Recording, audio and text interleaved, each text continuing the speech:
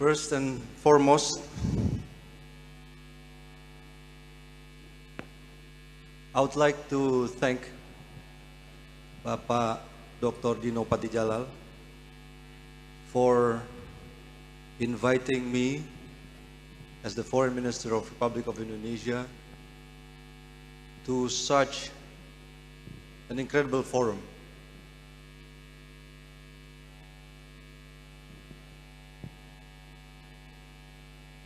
This is a great honor actually for me. But before I carry on, let me also address some of the dignitaries. Thank you, Professor Susano, for a very generous introduction. Professor Kanti Bajpai and all faculty members of the Lee Kuan Yew School of Public Policy, Mr. Ambassador, who are with us today, and all participants. It is indeed a privilege and honor for me to be here this afternoon, come back to Lee Kuan Yew School of Public Policy and had the opportunity to share some of our works. And yes, Jakarta has many challenges. I'll share a few. But coming to Singapore is truly a break. It's really a break. You know, coming to a city without worrying about water, with worrying about any of the challenge. I'm as visitors, because if you're in Jakarta, you travel, and then as you know, as much as you are observing the city, you're also thinking what needs to be fixed, what needs to be developed. But here we are visiting, you don't have to worry about anything here in Singapore. So it's good to be back in Singapore, and I'm privileged with this opportunity to share some of the things that we're doing.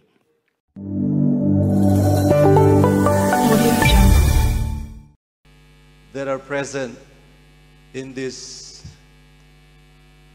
room. When I walked in, I shook hands and watched that there are so many dignitaries and excellencies present. But when I asked my staff of the list of the dignitaries, they only put 4.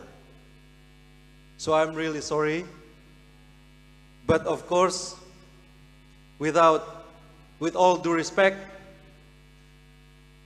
I would like to address first His Royal Highness Prince Turki Al Faisal Al Saud, Chairman of the King Faisal Center for Research and Islamic Studies, His Excellency Dr. Martin Natalegawa, my predecessor, Minister of Foreign Affairs of the Republic of Indonesia 2009-2014, and also co-founder of FPCI, Ibu Professor Dewi Fortuna Anwar, and also former ambassadors, former foreign ministers, former vice foreign ministers who attend this very distinguished forum held by FPCI. And let me sort of share some of the the big pictures of our challenge in Jakarta. Jakarta is a city with 11 million population. So when it comes to some of the key features, we have 11 million people, and plus around 23 million in surrounding. So a total around 35 millions. That's Jakarta greater area. And the size of Jakarta itself is only 660 kilometers square. So basically 20 by 30 kilometers square. And we contributed 17% of our national GDP. So with the larger area, it's no less than 25% of the national GDP is in that area. So it is a city that is significant to Indonesia, and many challenges that we have. If I may say so, there's 4 big issues that whenever we're doing surveys, what are things that concern most to our residents, Number one would be cost of living. Number two would be healthcare. Number three, education, employment. These are top 4 issues that our populations has always responding whenever there is a survey. And unfortunately, flood is never on the top list. Or fortunately, there is a global challenge that city like us. And also, our fellow FPCI chapters, who, as Pak Dino mentioned before, came from all over the place, all over the campuses around Indonesia.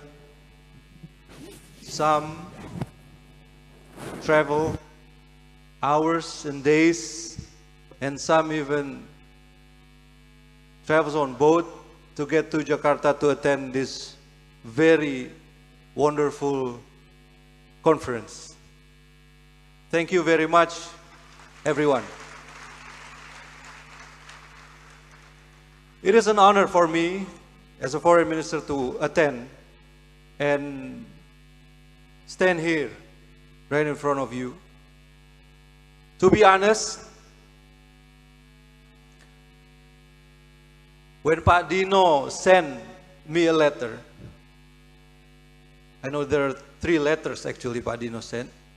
One to the President of the Republic of Indonesia, the second one to the Minister of Foreign Affairs, and the third one convincing the Indonesian Foreign Minister to attend this forum.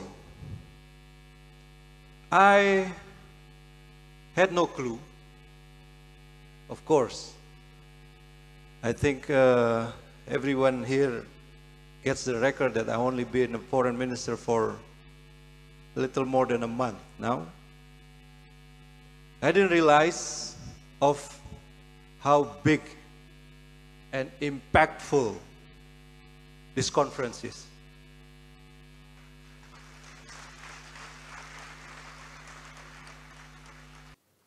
And this is sort of issues across the globe. We're talking about how can we make our city more livable? Because more and more people are living in the urban area.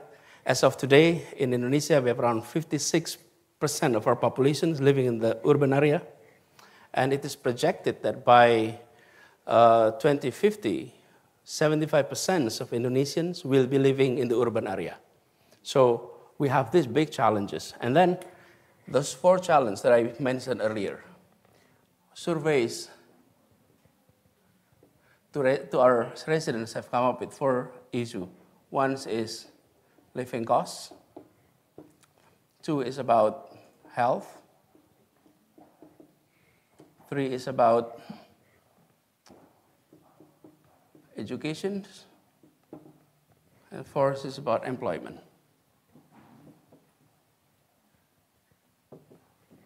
So when it comes to living costs, what are the structure here? 1 is food. 2 is housing. 3 is mobility. These are components that are so critical when it comes to cost of living. When it comes to health, we're talking about coverage or insurance. And then education and employment. I'll talk about all of that. I'll address this first issue first. Because if you talk to people in Jakarta, what will be the most pressing issue? Everybody will talk about cost of living. That's number 1. And then on the first issue is food. We imported food from outside. So 99.9% of food available in the household of Jakartans are coming from outside the city. So ensuring food supplies is truly extremely critical to us. So when I was asked, Pak Anies, what is in your mind every day in the morning when you wake up as a governor? Then my reply would be, is the food price change? Not flood, not traffic. It's been there for years. But this is one factor that if it changes, if it increases, it's not only affecting Jakartans, but across Indonesia. The inflation that Jakarta can contribute is significant. So on this, we we organize, we're talking about policies, our approach is to divide between supply and demand. On the supply side, we had state-owned enterprises to manage supply of food. And then we have our bureaucrats in the departments to measure demands and to sort of extrapolate, project demands. In the past, these two, the bureaucrats and the state enterprise, were working together. Some were working on the supply side, some were working on the demand side. Since 2018, we divided into the two. The state-owned enterprises focus on supply, and the departments is focusing on demand. And none is working on the same issue. For example, when the company here, talking about supply, they form collaborations with certain region in Indonesia to produce rice, for example. In the past, that kind of collaborations are happening between our company and our Department of Food. And because of that, there is mismanagement issues. So that's two. And then number two is to make sure that food market is efficient. And to do that, we have an application called IPJ, Indeks Pangan Jakarta. So if any of you had the opportunity, download that application. It's called Indeks IPJ, Info Pangan Jakarta, and on that application, this is the applications, you will be able to see all commodities and the price change at real time. Why do we need this? This is in order to create a symmetric information within the market. That is how government intervene, not by subsidies, but by creating efficient market. So what price is reflected here? It's a wholesaler market, Pasar Induk Kramat Jati. Pasar Induk Kramat Jati is where all agricultural product is coming to Jakarta. It'll come to this one big market. By knowing the price there, we know exactly the difference between Pasar Induk and the retail store, the warung in the kampung. And by having this information transparent, we are able to create a more efficient market for food. So we rely on market, but government intervene by providing this and ensuring there is time in which we need to intervene. When we need to intervene, we're intervening at the wholesaler market so that the supply is stable. So that's one. Two, housing. On housing, there's two things here. There's not enough space there, so I'll use this here. I divided into two issues here. With regard to housing, there is home seeker, house seeker, those who wanted to have a house, and those who already have homes. We have two different policies here. Why I divide into two? Jakarta is the only area in Indonesia in which price of land were increasing significantly, and sometimes exponential level. So the price of land is truly increasing. Why? Because there is limited land, and prices keep going up. And one of the drivers for that increase of price is our property tax. So government is very effective in increasing price of land in Indonesia, in Jakarta, by introducing policies that, from our perspective, we'd like to increase our revenue from tax by giving property tax much higher rate. But on the other hand, it has effect on people that the price of land increasing, many unable to pay the tax. So for this, the tax policy we introduced to ensure that they're able to stay where they are. On house seekers, for the one with purchasing power that is high, and those in the middle, and then those who are low income. The approach are different. For those with high purchasing power, we let the market to operate. You know, you have this advertisement of new houses, new flats, new dormitory and things like that. That's through the market mechanisms. But those in the middle and the low income, they have difficulties entering the market and getting home. So on this area, we created a project. It's called Zero Down Payment Project. This is for those who are earning from minimum wage up to 15 million. Minimum wage is 4.6 million rupiah, which is in dollars, 400 Singapore dollars, up to 15 millions. 15 millions would be 1,500. So that's the range.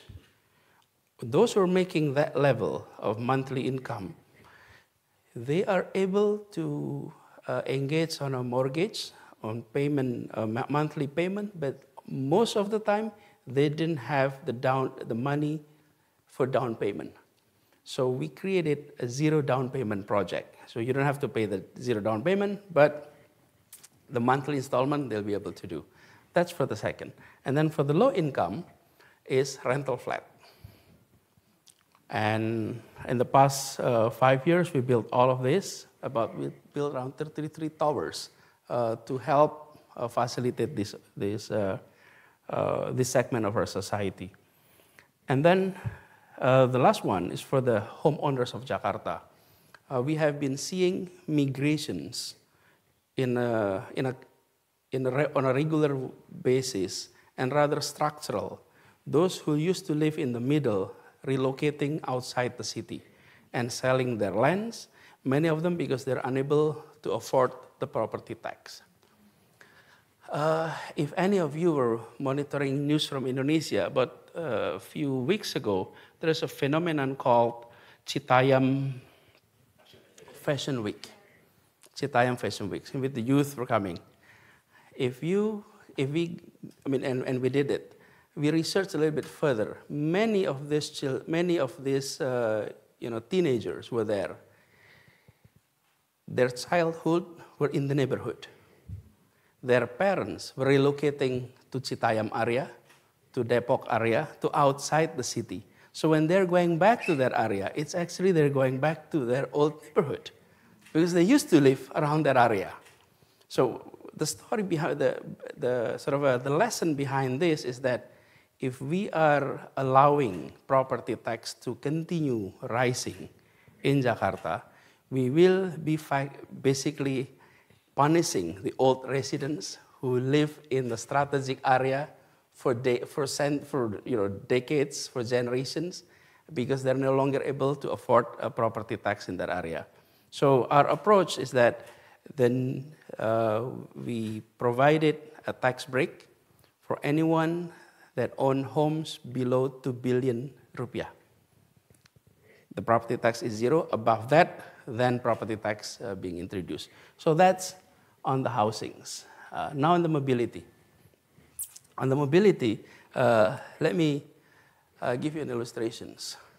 I'll talk further about this. Listening to Pa Dino's presentation on how he found FPCI 10 years ago, along with Ibu Dewi Fortuna Anwar as the co-founder, it is very heartwarming because I can see the spirit, the idealism, the hope of all the attendees in this room on how Indonesia can contribute to international relationship and be a global player to maintain peace and order regionally and globally. And I've been to some conferences in my trip with the President to APEC, to G20. I thought, again, this is with all due respect, because some of the testimonies also mentioned this. I was a bit, what do you call that? Optimist, not optimist, maybe it's not the exact word, because, I feel